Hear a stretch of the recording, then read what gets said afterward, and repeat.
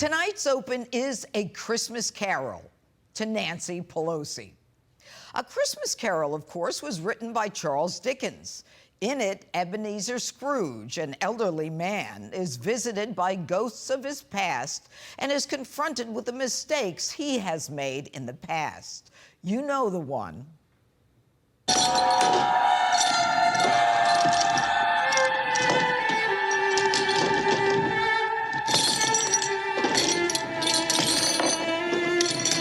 Humbug, I tell you, humbug! The question for Ebenezer Scrooge, here our own Nancy Pelosi, is whether redemption is even available to her. The first ghost to visit Nancy Pelosi is the ghost of lawlessness in America. Nancy, as the lead Democrat in Congress, you could have stopped this, but you refuse to do so. In fact, you say you don't even understand where this lawlessness comes from. It's absolutely outrageous. Obviously, it cannot continue. But the fact is that there is an attitude of lawlessness in our country that springs from I don't know where. Maybe you do. And we cannot have that lawlessness become the norm. Nancy, you don't know where the lawlessness comes from? It's in your city of San Francisco that was once breathtakingly beautiful, where people don't even want to walk their dogs because of human feces on the street, because of needles lining the street. And across America, people don't want to get caught up in the crime that's enveloping every large city run by Democrats. And admit it, the only reason you even mention lawlessness now is because you Democrats see the polls.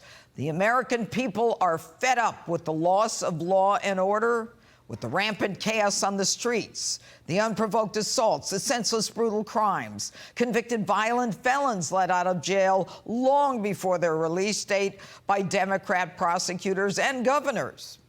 Could it be that when the organized retail theft gangs started hitting high-end stores like Louis Vuitton, it got too close to home for you and you felt obliged to say something? You know, after all, you are a legislator. The elimination of cash bail under the guise of social justice has created a revolving door of criminals walking into and out of police stations, never to return. You do know that in your precious state, criminals are allowed to steal less than $1,000 repeatedly and not even be arrested.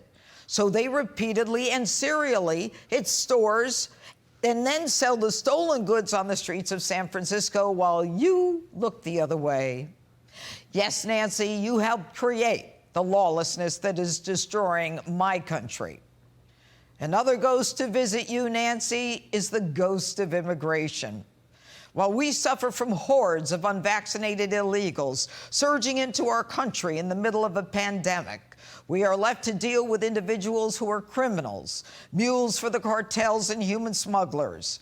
Our children are dying from fentanyl sent by China through the Mexican cartels, secretly added to counterfeit pills like Xanax that kill our children in their undeclared war on Americans. Gang members come through unquestioned, who go on to maim and kill innocent Americans. And what is your answer about MS-13 and other gang members who carry out barbaric medieval violence against innocent victims? And when you were asked about the thugs who maim and kill as part of their initiation, you say they're all children of God. We believe, some of us who are attracted to the political arena, to government and public service, that we're all God's children. There's a spark of divinity in every person on earth, and that we all have to recognize that as we respect the dignity and worth of every person. And Nancy, the ghost of greed, comes to visit you. That's a big one for you and your husband. You've made millions since you've been in Congress, and so many of you enter Congress of moderate means and cover each other's backs so you can all reap the benefits that ordinary Americans cannot. This week, you were advised after a 5-month investigation by Business Insider that 49 members of Congress and 182 senior congressional staffers violated the Stock Act, the insider trading law. And your reaction?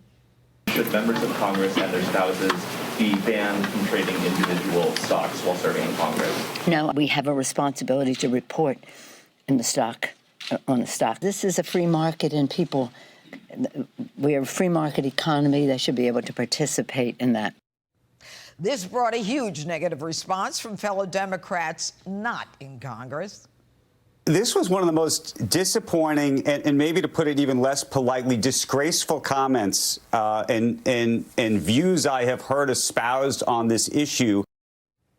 To put this in context, since becoming Speaker of the House in 2018, again, Nancy's total assets went from $114 million to $271 million in 2019 to up to $315 million in 2020. 60 Minutes even accused your husband, Paul, of insider trading, Nancy. And Nancy, lying to the American public is another ghost that will haunt you, because as Speaker of the House, you have set the tone and the policy for all of us. Your lies are too many to identify, but just this week, my favorite one is this one. Mr. President, it is an honor and, of course, a pleasure to be here at this time of challenge and with the coronavirus, financial insecurity for families, natural disasters, and more. Our country could not be better served than with this most experienced, capable hands than yours, President Biden. He's just perfect. The timing couldn't be better. And Madam Vice President, we're inspired by your work for the people as you continue to be an invaluable partner to President Biden.